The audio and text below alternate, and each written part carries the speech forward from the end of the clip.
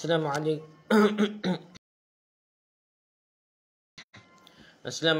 warahmatullahi wabarakatuh. Alhamdulillahirabbil alamin wassalatu wassalamu ala asyrafil anbiya'i wal mursalin sayyidina Muhammad wa ala alihi washabbihi ajma'in. Rabbi shrah li sadri wa yassir li amri wahlul 'uqdatam min lisani yafqahu qawli. Amma ba'du.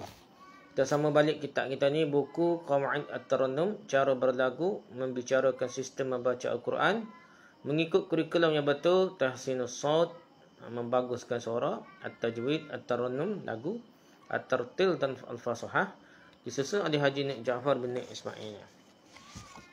Di kita ada masuk ni kurikulum yang ketiga, at-tarannum lah. Jadi pengenalan apa sifat-sifat tarannum ni banyaklah.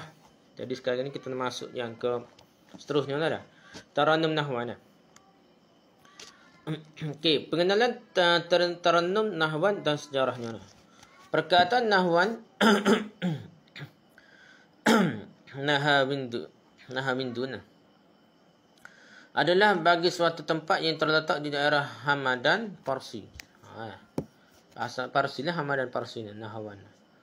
Jadi nahwan ataupun jadi pada istilah ilmu tarannum ia adalah nama bagi suatu jenis alunan tarannum yang dipopularkan oleh qari-qari daerah tersebut. Mengikut zauq, cita rasa budaya tempatan mereka lah. Maka ini adalah berasal dari Parsi. Parsi lah kira ni.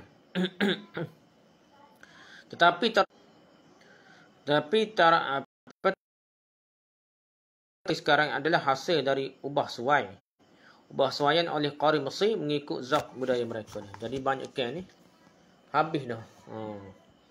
Apa ilmu tarannum ni pergi ke Mesir dah. Jadi budaya tukar kepada budaya Mesir dah. Jadi dah asal dari tempat negara lain, asal daripada negeri lain dia pergi ke Mesir belaka dah. Macam ilmu hadis lah. Ilmu hadis dia pergi ke India dah. Asal negara Arab pergi ke India dah. Ada hak ngaji betul-betul telaki daripada muka surat pertama sampai habis. Selama 2 tahun ngaji tu dia dengar satu-satu Ustaz Guru ni. Asal daripada negara Arab pergi ke India. Begitu juga ni nak pergi ke Mesir habis ilmu tarannum dah. Sehingga kini kepopulerannya amat terus-serlah sekali. Mungkin disebabkan oleh sifat kesederhanaannya yang mampu memukau jiwa. Mengenal sifat-sifat tarannum nahwan. Di antara sifat-sifat tarannum nahwan adalah sebagaimana berikut. Pertama, mempunyai gerak ringan yang terkesan. Gerak dia ringan tapi terkesan. Yang kedua, mempunyai kelembutan yang sungguh bersopan. Lembut, sopan lagi dah. Yang ketiga, nahwan ni sifat dia mempunyai kesederhanaan yang memikat jiwa. Sederhana, pikat jiwa dah. Yang keempatnya, mempunyai kesesuaian dengan tabiat sederhana atau bakat sederhana, peringkat sederhana lah. Yang keempatnya mempunyai kehalusan seni yang mempesonakan. Yang kelimanya kenal dah. Yang keenam mempunyai kesesuaian dengan ayat-ayat yang menunjukkan memohon, mencerita dan sebagainya.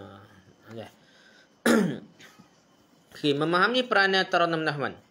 Tarannum nahwan juga mempunyai peranannya tersendiri. Di antaranya adalah sebagaimana berikut. Pertama, mampu melembutkan bacaan Al-Quran. Jadi lembut baca Al-Quran dah. Yang kedua, mampu menenangkan jiwa pembaca dan pendengar. Yang ketiganya, dapat memberi penyesuaian kepada ayat-ayat yang menunjukkan gembira, memohon dan mencerita dah. Yang keempatnya, dapat melahirkan kefasihan sebutan huruf. Yang kelimanya, dapat izatan Al-Quran. Itu fungsi ini peranan tarannum nahwan lah. Yang seterusnya, mengenal mana-mana tarannum yang berseiringan dengan nahwan. Ada yang kata selevel lah, seangkatan dengan nahwan ni. Iaitu mana-mana tarannum yang mempunyai angin yang hampir sama dengannya seperti Ajam, Rast, Kurdi dan Iraqi. Jika berlaku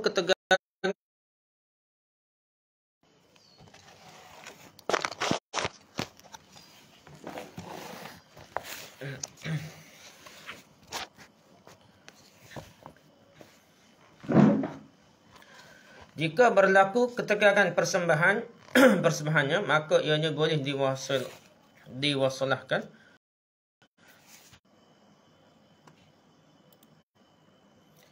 jadi Kalau sekak tegar persembahan kena boleh tukar pada Taranum Kurdi atau Iraqi. Dah gitulah. Jika berlaku kelemahan pada persembahannya, maka ianya boleh diwasalahkan, tukarkan, diambil alih kepada Taranum Ajam atau Rost. Okey, pengenalan Taranum Ishaq. Nuwa Asar ni adalah daripada bahasa Arab yang bererti biji benih kejadian. Nuwa Asar. Perkataan Ishaq ataupun Ishaq ni juga dari bahasa Arab yang diberi erti rindu asyik. Ishaq.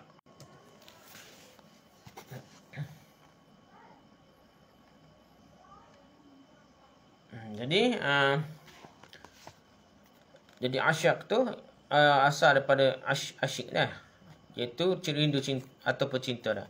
Pada istilah ilmu taranum, jenis alunan taranum yang berasal dari negara Arab, yang mana kedua-duanya berfungsi sebagai jawab kepada taranum nahwan. Nahwan, ia jawab kepada taranum nahwan. Jo belawai, jo jawab lah kan.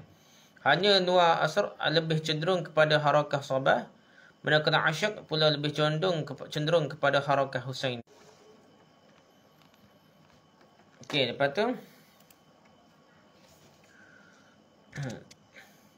perhatian dia. Pertama, kaedah pertama adalah diterima daripada Fadilatul Syekh Taha Al-Fashani, pakar taranum bil Quran dari Mesir, kepada Tuan Guru Haji Ahmad bin Ma'sum Pergau, Kelantan dah.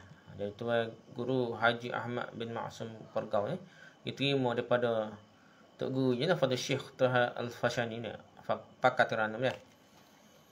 Jadi kaedah yang kedua adalah diterima daripada Syekh Abdul Hamid Mus'al, seorang pakar dan profesor muzik Arabi dari negara Mesir. Pakar muzik lagi orang. Kedua-dua kaedah tersebut boleh diterima pakai. Keduanya adalah menarik. Lagu ni nak lagu, cuma je buah-buah di atas Quran pula dah. Dengan syarat tidak bertentangan dengan itulah tajwid ke apa dah. Okey, pengenalan taranum Ros dan sejarahnya. Taranum Ros berasal dari negara Parsi. Ianya telah diubah suai dan diterima pakai oleh pakar-pakar taranum bil Quran dari negara Hijaz, dan seterusnya dipopularkan pada seluruh qariah di pelosok dunia Islam mengikut zaq, cita rasa yang berlahjah Arab Hijazi dah. Sehingga kini ianya telah diubah suai dan dipopularkan semula oleh pakar-pakar taranum bil Quran dari negara Mesir juga. Tu cita-cita. Pergi ke Hijaz taman pun yang kutu pun di Mesir ni. Mengikut budaya Mesir yang terkenal dengan kelembutan dan kehebatannya, walau bagaimanapun identiti asalnya masih lagi dikekalkannya. Jadi Mesir ni dia sebenarnya ada jasa yang besar lah kepada dunia Islam dah. Ilmu-ilmu nak ilai pergi ke Mesir dah. Bahkan sistem universiti moden ni dah start dari Mesir dulu, Azhar dulu. Bawa pergi ke Syria, bawa pergi ke Jordan, bawa pergi ke Arab Saudi sekalipun dah. Semua tu bermula di Mesir dulu. Sistem dia dah. Bahkan pada peringkat awal dulu pun universiti di Arab Saudi, walaupun setengah termaruh ke Asyairah setengah mana pun, kita faham lah sejarah dia dah.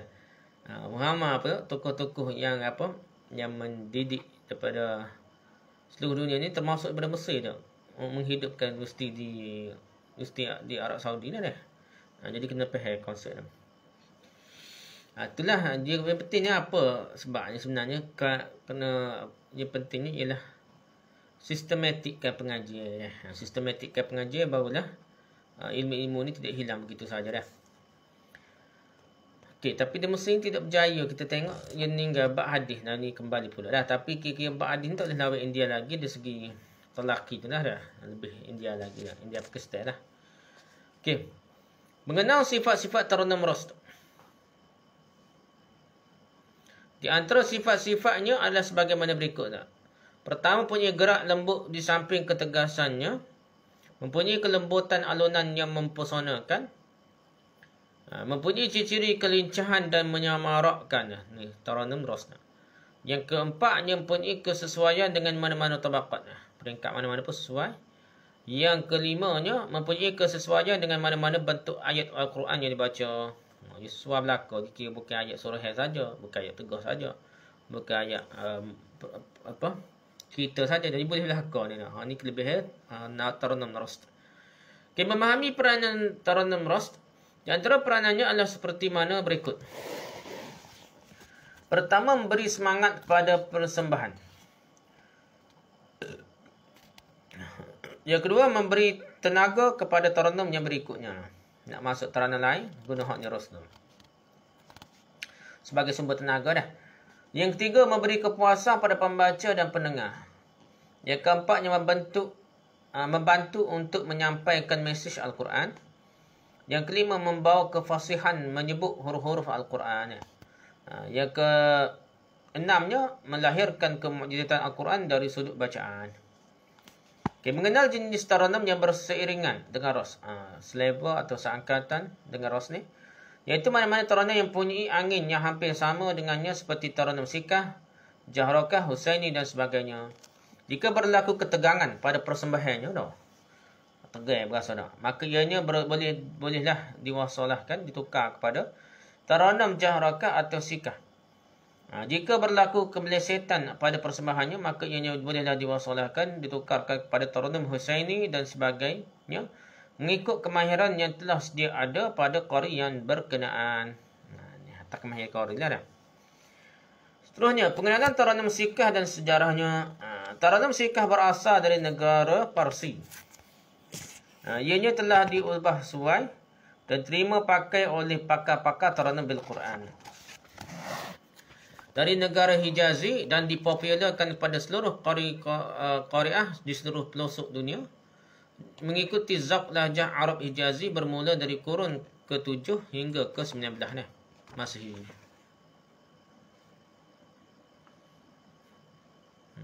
Parsi juga dah. Jadi sikah ni Parsi juga. Sehingga kini ianya telah dipopularkan semula oleh qari-qari Misri mengikut budaya Misri yang dikenali dengan nama sikah Misri dia. Yang mana bentuk dan alunannya lebih lembut dan lebih bersopan. Berpandai sikah Parsi hak asalnya. Seperti yang kita hayati sekarang. Mengenal sifat-sifat taranum sikah, di antara sifat-sifatnya adalah sebagai berikut. Mempunyai gerak lambat dah yang meyakinkan. Mempunyai gerak lambat yang meyakinkan, mempunyai kelembutan yang menusuk kalbu. Yang kedua, yang ketiga, mempunyai ciri-ciri kesedihan dan kerintihan. Yang keempat, mempunyai kesesuaian dengan mana-mana tabaqat. Yang kelima, mempunyai kesesuaian dengan ayat-ayat yang menunjukkan merayu, memohon, merintih dan sebagainya. Itulah sifat taranum sikah. Yang seterusnya, memahami peranan taranum sikah. Taranum sikah juga mempunyai peranannya yang tersendiri. Di antaranya adalah sebagian berikut. Pertama, untuk melembutkan persembahan. Yang kedua, untuk memberi kepuasan kepada pembaca dan pendengar. Yang ketiga, untuk membawa kepada kekhusyukan dan keinsafan. Yang keempat, untuk menambah seni ketartilan Al-Quran. Yang kelima, untuk melahirkan kemukjizatan Al-Quran. Seterusnya, mengenal taranum yang berseiringan, selevel dengan sikah dia. Iaitu mana-mana taranum yang mempunyai angin yang hampir sama dengannya, seperti taranum ros, jahrakah, ijaz dan husaini. Pertama, jika berlaku ketegangan pada persembahannya, maka ianya boleh diwasalahkan tukar kepada taranum jahrakah atau ros. Jika berlaku kemelesetan pada persembahannya, maka ianya boleh diwasalahkan pada taranum ijaz atau husaini. Melesetan ni rendah dia, tak tegan dia tinggi sangat dia. Jadi boleh tukar pada taranum hijaz dan atau husaini mengikut kemahiran yang telah sedia ada pada qari berkenaan. Pengenalan taranum jahrakah dan sejarahnya. Taranum jahrakah juga berasal dari negara Parsi. Ianya telah diterima pakai sebagai taranum bil Quran oleh qari-qari negara Hijazi dengan diubah suai mengikut zauq budayanya dah, budaya Arab lah, Arab Saudi Hijaz dah. Sehingga sekarang ia telah dipopularkan oleh para qari Mesir semula dah. Bagi Mesir habis dah ni. Mengikut zauq budayanya yang agak lebih lembut dan lebih hebat. Bersesuaian pula dengan kelembutan dan kehebatan Al-Quran itu. Walau bagaimanapun, identiti asalnya masih dikekalkannya lagi ni. Mengenal sifat-sifat taranum jahrakah. Taranum mujaharakah hukum juga mempunyai sifat-sifat yang tersendiri, di antaranya adalah sebagaimana berikut. Ini pun daripada persi juga dah. Pertama, mempunyai gerak ringan yang berkesan. Yang kedua, sifat taranum mujaharakah ni mempunyai kelembutan yang menusuk kalbu, menusuk jiwa dah. Yang ketiga, mempunyai unsur ketenangan dan keharmonian. Yang keempat, mempunyai kesesuaian dengan ayat-ayat yang berbentuk memohon, merayu, berintih dan sebagainya. Yang kelima, mempunyai kesesuaian dengan tabakat sederhana. Jadi suara tabakat sederhana, peringkat sederhana lah mujaharakah ni. Yang seterusnya, memahami peranan taranum mujaharakah. Taranum mujaharakah juga mempunyai peranan tersendiri, di antaranya adalah sebagaimana berikut. Pertama dah, menenangkan ketegangan persembahan. Tegar-tegar, tenang mudah dah. Yang kedua, melembutkan persembahan bacaan. Tegar ni lembut mudah dah. Yang kelima, membawa kekhusyukan dan keinsafan. Yang keempat, memberi penyesuaian kepada ayat-ayat yang menunjukkan memohon, merayu dan merintih. Yang kelima, memberikan kefasihan dan ketertilan bacaan. Yang keenam, melahirkan kemukjizatan Al-Quran. Seterusnya, mengenal taranum yang bersiringan, yang selevel dengan jaharakah ni, iaitu mana-mana taranum yang punya angin yang hampir sama dengannya, seperti taranum ras, sikah, sabah dan husaini. Pertama, jika berlaku ketegangan, tegar tinggi dan pada persembahannya, maka ianya boleh diwasolahkan, ditukarkan pada taranum sabah atau sikah. Jika berlaku kelemisetan, rendah ke apa dah, pada persembahannya, maka ianya boleh diwasolahkan kepada taranum ras atau husaini. Pengenalan taranum ajami dan sejarahnya pula. Taranum ajami juga berasal dari negara Parsi juga. Ianya telah diterima pakai sebagai taranum bil-Quran oleh pakar qari negara Hijaz dengan sedikit ubah suaian mengikut zak budayanya. Sehingga sekarang ianya telah dipopularkan oleh qari-qari Mesir mengikut budayanya. Budaya Mesir lah. Tapi identiti asalnya masih dikekalkan. Mengenai sifat-sifat taranum ajami ni, taranum ajami juga mempunyai sifat-sifatnya yang tersendiri, di antaranya adalah sebagaimana berikut. Pertama, mempunyai gerak lambat yang berkesan, mempunyai unsur-unsur ketegasan yang meyakinkan, mempunyai kehangatan yang menyemarakkan. Ajami dah. Menyemarakkan.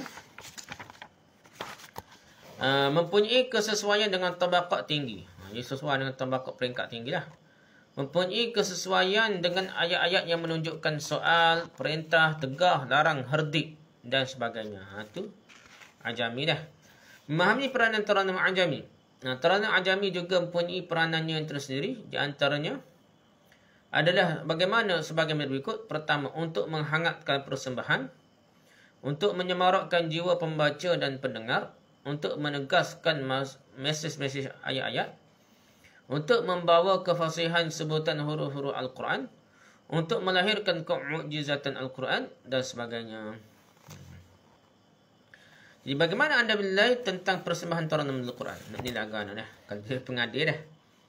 Okey, memahami fungsi taranum Al-Quran. Kena faham fungsi dulu dah. Setiap taranum mempunyai fungsinya yang tersendiri. Ianya terbahagi kepada dua kategori sebagaimana berikut. Pertama, taranum-taranum yang mampu berfungsi dengan bersendirian tanpa bergantung kepada lain-lain taranum, iaitu seperti taranum bayati, taranum husaini, taranum kurdi, taranum sabah, taranum hijaz, taranum nahwan, taranum ras, taranum sikah dan jaharakah. Ini boleh berdiri sendiri dah. Yang kedua, taranum yang kurang berfungsi dengan bersendirian tetapi lebih sesuai menumpang yang lain-lain dah. Menumpang taranum yang lain-lain lah. Iaitu seperti taranum Iraqi, taranum Ajami, taranum Nuwas, atau Asyak dan Syuriyah.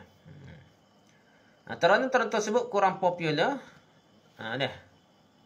Hanya dapat diminati dan dihayati oleh qari-qari yang punya kepakarannya sahaja. Seperti Syekh Muhammad Rafa'at, Syekh Taha Al-Fashani, Syekh Mustafa Ismail dan sebagainya. Untuk guru-guru hebat di Mesir ni. Kerana ia lebih berfungsi sebagai taranum selingan atau sebagai wasilah kepada mana-mana persembahan bacaan untuk menambah canggih. Nak tambah supaya jadi canggih persembahan itu. Lepas tu mengenal ke kategori taranum bil-Quran. Setiap taranum itu mempunyai kategorinya yang tertentu, iaitu seperti mana berikut. Pertama, kategori lembu. Seperti taranum jahrakah, iraqi, nahwan dan sabah. Ini kategori lembu. Taranum kategori lembu. Kategori yang kedua, kategori sederhana. Seperti taranum bayati, husaini, ras, sikah, asyak dan syuriyah. Ini hak sederhana. Ketiga, kategori keras. Keras. Taranum hak keras ni dan tegas. Seperti taranum ajami, hijaz dan kurdi. Ini kerah ni. Jika anda mengenal kategori tersebut, mungkin ianya boleh membantu anda menyenangkan penyusunan taranum ke dalam satu-satu persembahan dengan lebih tepat dan lebih berkesan lagi. Seterusnya, mengenal pasti teknik-teknik harakah. Setiap harakah taranum itu hendaklah mempunyai teknik-teknik yang diperlukan seperti mana yang berikutnya. Pertama, harakah biasa tanpa ciri-ciri kecanggihan. Biasa, pergerakan bacaan biasa. Yang kedua, harakah mempunyai wasalah. Iaitu gabungan dua atau lebih dari mana-mana angin lagu dalam satu harakah. Dia capu lah. Banyak-banyak taranum dah. Yang tiga, harakah mempunyai salalam. Iaitu harakah-harakah yang dialunkan mengikut sistem tinggi menurun dan atau mendaki. Tinggi menurun atau mendaki. Ini panggil. Kalau selamu ni tangga dah. Tahu dah salalam naik. Salalam iaitu macam tu lah, nada naik turun dah. Yang keempat, harakah yang punya ikhtilal Allah ni. Iaitu harakah-harakah yang dialunkan dengan nada suara yang disumbingkan, yang maina, sama ada secara menurun atau mendaki. Ada ikhtilal Allah. Yang jika anda memahami teknik-teknik harakah tersebut, mungkin ianya boleh membantu anda melahirkan suatu persembahan yang lebih menarik. Ini bagi orang ngaji dah. Kita ni belajar teori dah. Tak pandai, kena ngadak tunggu mulut dah. Makan tangan pulak dah. Ni kita kata biar cetus set dah. Cetus set ni, kalau hak minat, ya kita cari Google lah. Penyusunan harakah yang berkesan. Harakah-harakah yang taranum itu hendaklah disusun secara bersistematik. Semoga persembahan lebih berkesan. Di antaranya adalah sebagaimana berikut. Pertama, 1/3 daripada harakah-harakahnya adalah untuk melendikkan. Jadi cermak persembahan dah. Nak suruh cermak molek persembahan dah. Melendikkan persembahan dah. 1/3 daripada harakahnya. 1/3 lagi untuk menghangatkan persembahan. 1/3 lagi baru start panah, kita kata. Mula tu baru nak start enjin lah. Panah enjin baru. Alih tu bar tu hak tengah kedua ni. Baru start panah dah. Naik angin dah. Yang ketiga yang dah 1/3 lagi adalah untuk mencanggihkan persembahan pula dah. Nak sedap lagi dah. Canggih lagi. Harakah-harakah tersebut perlu diawasi supaya ianya tidak takrir, tidak berulang-ulang, tidak bercampur aduk dan sebagainya. Jadi kebelanan dan jadi gitulah. Okey, penyusunan taranum yang berkesan. Untuk menyusun taranum yang hendak dipersembahkan, perlulah diambil kira perkara-perkara berikut. Pertama, hendaklah terlebih dahulu memilih jenis taranum yang bersesuaian dahulu dah. Yang kedua, penukaran satu taranum kepada taranum yang lain hendaklah bercermat dan canggih. Termasuklah sistem masalah yang dan sebagainya. Macam kita bincang dah lah. Ni molek sambung dah mana. Kalau rasa tinggi juga, tukar hak mana dah. Kalau tak nak cara tu, jadi tak sumbing sikit tak ada dah. Penyusunan. Yang ketiga, penyusunan dari satu taranum kepada taranum yang lain hendaklah dipertingkatkan kecermatannya, kehangatannya, kecanggihannya dan sebagainya. Yang keempat ada, taranum penutup hendaklah sama dengan taranum pembuka. Jadi kita start dengan taranum mana, bayar 3, berti pun taranum bayar 3 gitulah dah. Baru ia sesuai dah, nampak tak pelik lah. Memahami teknik menghangatkan persembahan. Untuk menghangatkan persembahan, ianya terdapat 3 teknik seperti mana berikut. Pertama, teknik penggunaan suara yang tinggi, lantang dan tajam. Yang kedua, teknik penggunaan rentak atau jalan taranum yang menarik dan canggih. Ketiga, teknik menggubah burdah, bunga-bunga yang boleh menghangatkan dan menyamarakkan jiwa. Itu matlamat utama dia. Memahami jenis persembahan bacaan. Setiap persembahan perlulah disesuaikan dengan suasana majlis undangannya. Pertama, persembahan di majlis biasa ianya bebas tanpa syarat. Yang kedua, persembahan di majlis ihtifal pertandingan gapo ni. Ianya juga bebas tanpa syarat. Ihtifal ni bukan majlis lah, ihtifal majlis dah, sambutan hari gapo dah. Yang ketiga, persembahan untuk pembukaan atau penutup suatu majlis. Ianya perlu diberi penyesuaian dengan majlis berkenaan sama ada ayat, surah atau taranumnya. Yang keempat, persembahan di majlis musabaqah tilawah Al-Quran. Tanding ya, musabaqah dia. Ianya hendaklah disesuaikan mengikut syarat-syarat dan peraturan yang ditentukan oleh majlis tersebut. Kadang dia suruh wajati ke gapo nahwan ke gapo dah. Dia ikut arahan dia lah.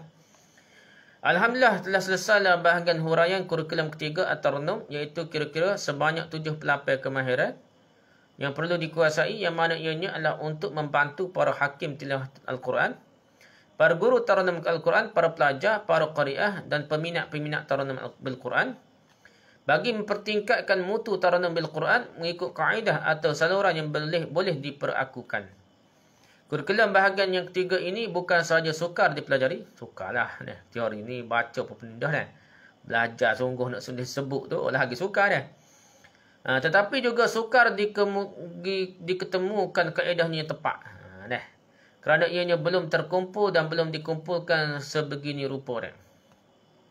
Sehingga kini maka inilah satu-satunya kurikulum taranum Al-Quran yang telah dapat dibukukan mengikut sumber dan fakta-faktanya mutawatir. Mutawatir bila. Wallahu a'lam bissawab. Jadi benda ni tulis tahun ni pun jarang jumpa dalam kitab. Sekarang daripada mulut ke mulut buku tak jadi buku lagi dah. Jadi hak ni baru peringkat jadi buku molek dah. Hak boleh dibaca lah. Cuma teori di segi teori dah. Tapi di segi teori ni perlu latihan pula banyak mana dah.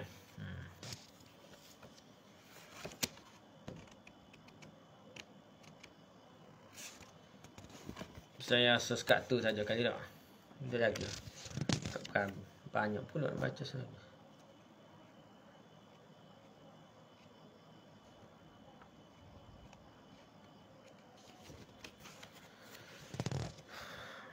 Jangan kita sekat ni saja dah.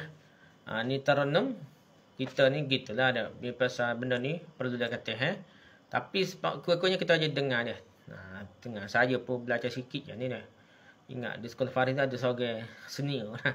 Hajar sikit-sikit dah. Tak nakak-nakak daripada dia tu bisa dah. Tanding baki sekolah dah. Di senior tu dia memang bisa lah dah. Tanding tu. Bahkan dapat nombor 2 masa di Kedah tu. Orang pertikaikan. Dia sedap lagi baca daripada orang yang nombor 1 dah. Tapi tak tahulah. Kronisma berlaku dah. Kerana tanding tempat orang tu menilai orang lain dah. Tak apalah. Yang pentingnya. Dia tu ada kemahiran lah. Yang mengaji ni. Tok guru mana tu jadi mahir. Ya ada kaedah-kaedah lah. Kita dengar-dengar sundak dah. Tapi kita dengar suara real ni. Suara dia baca dari surah di masjid tu. Surah masa tu dah. Jauh lebih sedap daripada guna speaker dah. Lain. Dia masuk speaker lain sikit dah. Wallahualam lah. Tu. Jadi benda tu. You kena belajar tak mudah lagi lah. Dengan tok guru yang mahir. Dan pula tok guru yang pandai mengajar. Bukan tok guru saja dah. Tok guru tak pandai mengajar. Tak sedap juga dah. Wallahu a'lam. Subhanakallahumma bihamdika, subhanakallahumma bihamdika, subhanakallahumma bihamdika, asyhadu an la ilaha illa anta, astaghfiruka wa atubu ilaik. Assalamualaikum warahmatullahi wabarakatuh.